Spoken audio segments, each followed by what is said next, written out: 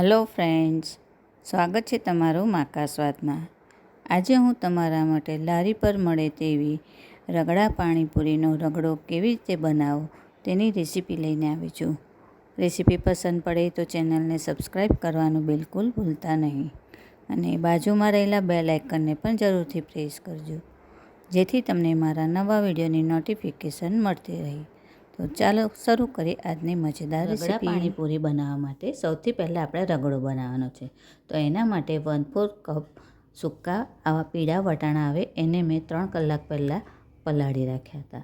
એ સરસ આવા પલળી ગયા છે। હવે એની અંદર આપણે 2 મીડિયમ સાઇઝના બટાકાને મેં આવી રીતે છોલી દીધા છે અને કાપીને એડ કરીશું।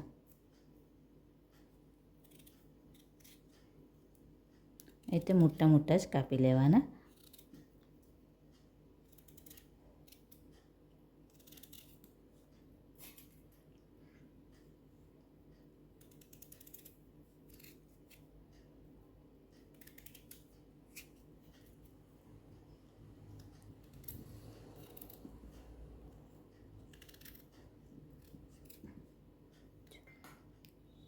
આ રીતે બંને મિક્સ કરીને હવે આપણે 4 વિસલ વગાડીને એને બાફી લેવાનું છે। આવી રીતે કુકરમાં નીચે પાણી મૂકીને અંદર આવી રીતે તપેલી મૂકી દેવાની અને ઢાંકણ ઢાંકીને આપણે 4 વિસલ વગાડી લઈશું। કુકરમાં બાફવા મૂકતા પહેલાં આપણે એની અંદર થોડું મીઠું એડ કરીશું અને થોડી હળદર એડ કરીશું।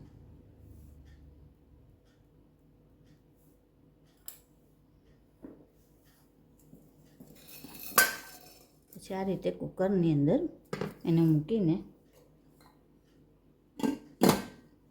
ઢાંકણ બંધ કરીને આપણે 4 સીટી વગાડી લઈશું।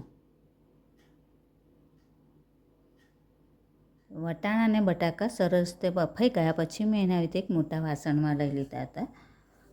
હવે એની અંદર આપણે આ એક નાનું ટામેટું આવી રીતે ઝીણું સમારી લેવાનું છે અને એ એડ કરવાનું છે અને આને એ રીતે કોઈ મેસરથી સરસ મેશ કરી લેવાનું।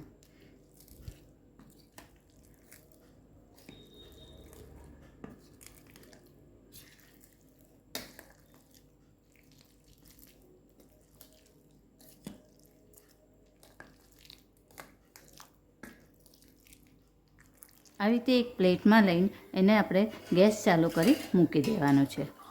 હવે એની વચ્ચે આપણે પાણીપુરીનું પાણી એડ કરીશું અને આ પાણીપુરીનું પાણી તીખું પાણી કેવી રીતે બનાવવું તેની રેસીપી મેં પહેલાં મૂકી દીધી છે। આવી રીતે થોડોક આ મસાલો લેવાનો અને એને ગરમ કરવાનો। ગેસની ફ્લેમ આપણે થોડી મીડિયમ રાખવાની।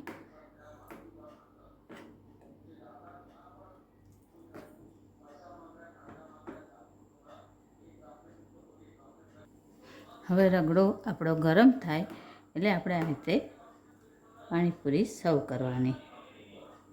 થોડું ગરમ રગડું અને થોડું તીખું પાણી।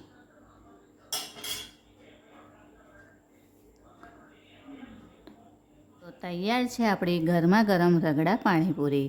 ફ્રેન્ડ્સ, આવી જ બીજી અવનવી રેસીપી જોવા માટે મારી ચેનલને જોતા રહો, લાઈક અને શેર કરતા રહો। ચાલો ત્યારે ફરી મળીશું એક નવી રેસીપી સાથે। ત્યાં સુધી હેપી કુકિંગ। Thank you.